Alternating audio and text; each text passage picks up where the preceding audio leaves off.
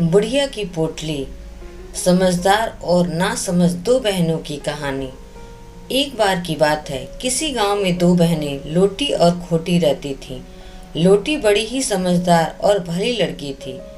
इसके विपरीत खोटी बड़ी ही नासमझ और लड़ाकी लड़की थी। लोटी घर का सारा काम काज करती और पड़ोसियों को भी सहायता करती। इसके विपरीत खोटी घर का कुछ काम नहीं करती और सारे दिन पड़ोसियों से भी लड़ती झगड़ती रहती। लोटी अपनी बहन के स्वभाव से बड़ी परेशान थी। वह रोज उसको समझाती, पर वह उसकी एक न सुनती थी। एक दिन की बात है, लोटी और खोटी मेले में गईं और वहां उन्होंने खूब खेल तमाशे देखे। कुछ ही देर में रात ढल गई।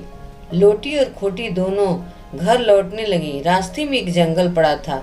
जब वे दोनों जंगल के मध्य में पहुंची तो उन्होंने एक जगह कुछ प्रकाश दिखाई दिया। उस प्रकाश में कुछ परियां नाच रही थीं। उन परियों से पंख उनके पास ही पड़े हुए थे। जब खोटी ने वह पंख देखे तो वह लोटी से पंख लेने की जिद करने लगी। लोटी ने एक परी से पास जाकर बोला, परी रानी, मेरी बहन को एक जोड़ी पंख चाहिए। क्या आप उससे मुझे पंख दे सकती हैं? लोटी की बात सुनकर परी बोली, क्यों नहीं, परंतु आज नहीं।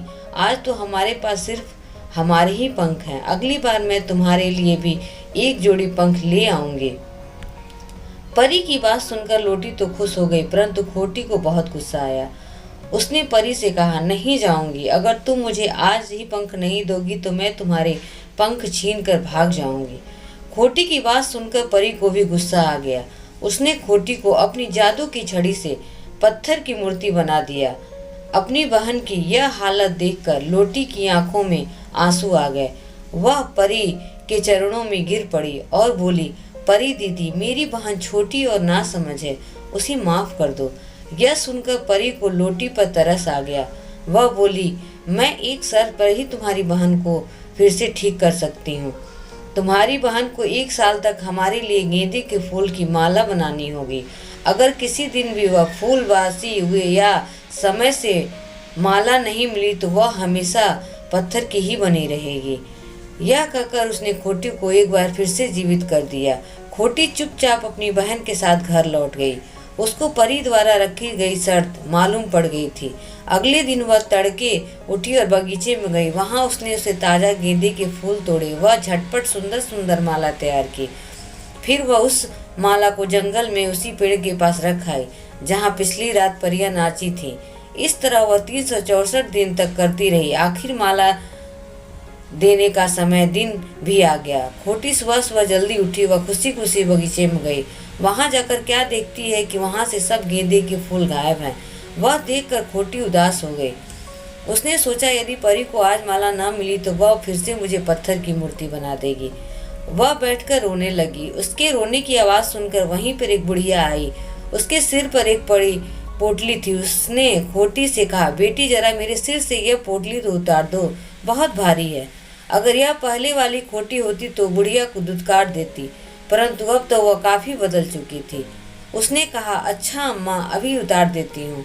यह कहकर उसने बुढ़िया के सिर से पोटली उतार दी। तब बुढ़िया ने पूछा, बेटा, क्या बात है, तुम इतनी उदास क्यों हो? खोटी ने बुढ़िया को सारी बात सच सच बता दी। खोटी की बात सुनकर बुढ़िया बोली, बस इतनी सी बात के लिए तुम उदास हो? देखो तो मेरी पोटली में क्या है। खोटी ने पोटली खोल ली तो वह बहुत खुश हुई, क्योंकि पोटली में बहुत सारे ताजे गेंदे के फूल थे। बुढ़िया ने खोटी से कहा, इसमें से तुम जितने फूल चाहो ले सकती हो। खोटी ने उसमें से कुछ फूल ले लिए और माला बनाई। माला लेकर वह जल्दी से जंगल में उसी पेड़ के पास गई जहाँ परी उसका इंतजार कर रही थी। खोटी को देखकर परी ने कहा, आज मैं तुम्हारी सजा खत्म हुई। मैंने तुम्हें परखने के लिए ही यह खेल रचा था। वह बुढ़िया कोई और नहीं, मैं ही थी। बाग के फूल भी मैंने ही गायब किए थे। तुम अपनी परीक्षा में सफल रही हो। अब तुम अपने घर लौट जाओ। खोटी खुशी खुशी अपने घर लौट आई। उस दिन के बाद से उसका स्वभाव बिल्कुल बदल गया। अब वह भी अपनी बहन की तरह एक भली लड़की बन गई। अगर मेरी कहानी आप लोग को पसंद आई हो तो प्लीज़ लाइक एंड सब्सक्राइब जरूर करें। धन्यवाद।